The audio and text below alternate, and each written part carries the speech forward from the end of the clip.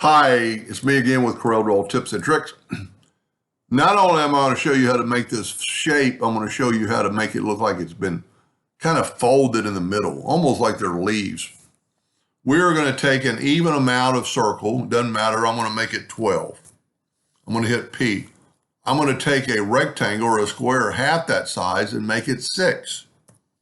I'm going to hit P and put it in the center of the page. I'm going to select them both and I'm going to hit T like Tom or top and L for left. Then my nudge factor is set on 6 inches. I'm going to make a duplicate of that box or that circle and I'm going to do that right there. Now I'm going to delete these lines. There's the shape I want. I'm going to use the Smart Fill tool to fill it in. Now, normally I don't like moving things, but you could move this around anywhere you want it. I am going to left click, right click. And there is a node right in the middle. And you can kind of prove it's in the middle because there's our X. So we're going to turn on our indexing line and I'm going to have it snap to the center. Then I'm going to take this indexing line and have it snap to that node. Then I'm going to have this indexing line snap to that node. Maybe don't even really need that, but I'm going to use it. Control D to make a duplicate and rotate it 90 degrees from that intersection. Doesn't look like it is. Let's test it out.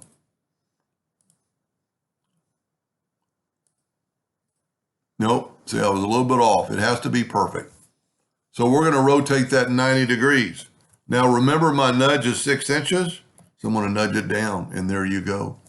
Now we're going to control D and make a duplicate and rotate it 180 degrees and nudge it up or really just over. Control D and make a duplicate. It already rotated it. Now I just have to move it up and to the left. So I've got that perfect shape. I'm going to get rid of my indexing lines. We're going to turn it at a right angle. So I'm going to rotate it 45 degrees. Then what I like working on center page, but I'm not going to mess with it tonight. I'm going to take my Smart Fill tool and I'm going to use yellow. I'm going to use blue, and you could use any color you want. I'm going to use green, and I'm going to use red. Now, we're going to interactive fill tool from the bigger part to the smaller part each time. So interactive fill tool from the bigger part to the littler part. And I'm just going to kind of leave it white, like right there. And you can always play around with that. So Smart Fill this from the biggest part to the littlest part. And I'm actually going to just leave that. But we can always change the interactive fill tool. So I'm going from the biggest part to the littlest part. I'm just leaving it white. Now here's kind of the key. I'm going to take a rectangle and just make it about this size. At that point, I'm going to have my box selected first, pretty important. Shift select that and intersect it. What I did, I made an intersection of that. I'm going to make that pure yellow. Look at that. It kind of, you could play around with the interactive fill tool. Now, while we have it in this position, we're going to take it and move it down here. So you need to have your box selected, shift select your other one, your object, and intersect it. Whoop. I did a no. The box should be over here. Whoop.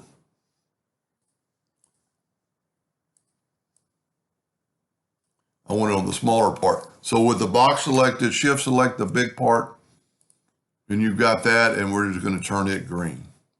Now we need to rotate our box 90 degrees so we can do the same thing. You could rotate the whole pattern, but this is almost easier. Now, once again, I want to intersect that part. So you want to have your box selected first, shift select that, and intersect. You don't have to move the other way. You can just change the color. Now, this one isn't going to be as pretty as my first one, I don't think. We actually want it down here. You always want to have the box on the small part, or at least in this case. Shift select, intersect, make it red.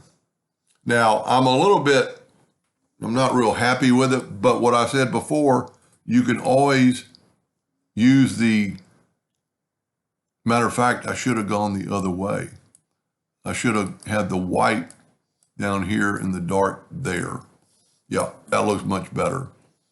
The yellow I did correctly, the blue I did correctly, and the green I did correctly, I think, yep. So, and you can change, have it more white. You can change your slide bar, give it more white or whatever. But it kind of looks like it's folded or got a seam in it. So let's Control G to group, hit P to put it in the center. Let's put a rectangle around it and make it black. It always makes it, to me at least, it makes it stand out more. Go up to Object, Order, back a page. Pretty cool. Hope that gave you some ideas, and thank you for watching.